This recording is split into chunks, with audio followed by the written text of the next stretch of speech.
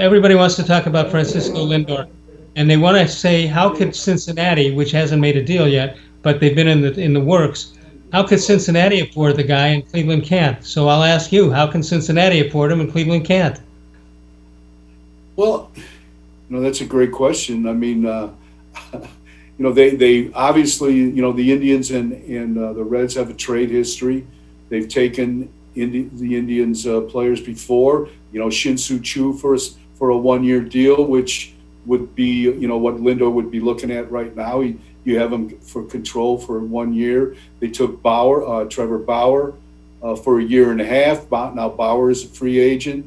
So they've had those. You would take that money.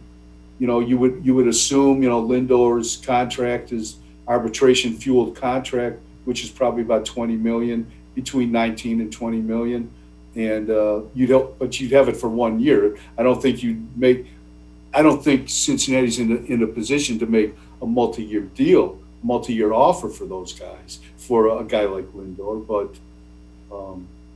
they certainly have a trade history with the Indians. Does that mean Lindor's going to the Reds? I don't know. I would tend to not think so. I mean, I don't know. I don't see that happening. I would think if you're a team that covets Lindor, that you'd want him. You don't want him for a year. You want him somehow make a deal that'll get him for the distance. And I don't think, based on the way baseball is today, I'm not even the very rich clubs might not want to be doing that. Yeah, I think if you're going to trade for a player like Lindor, you would think, first of all, like you said, you've got to be in position to offer him a multi-year deal, like the Dodgers did with Mookie Betts. The same kind of scenario. They acquired Betts with 1 year left. Then all of a sudden they turn around and make him a 12-year. They agree on a 12-year deal. I would think that's the kind of club that would have to make a deal for Lindor and have the thought in the back of their mind that it's just not a 1 year deal. So I guess Toronto has some money to spend. That would be a team that would be interesting if with in the Lindor picture. They obviously Shapiro and Ross Atkins know Lindor. And he would fit good on that club. I think he's only 27. That's a young and upcoming club. I think that's a good fit there.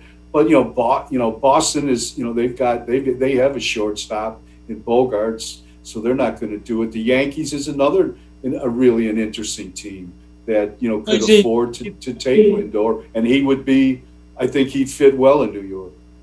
Do you think the Indians know what they want for Lindor, or do you think they're going to sit back and maybe somebody's going to blow their doors off with some kind of an offer that they're not expecting? Or do they have an idea? If the idea that they have in mind comes through today, the deal's done today.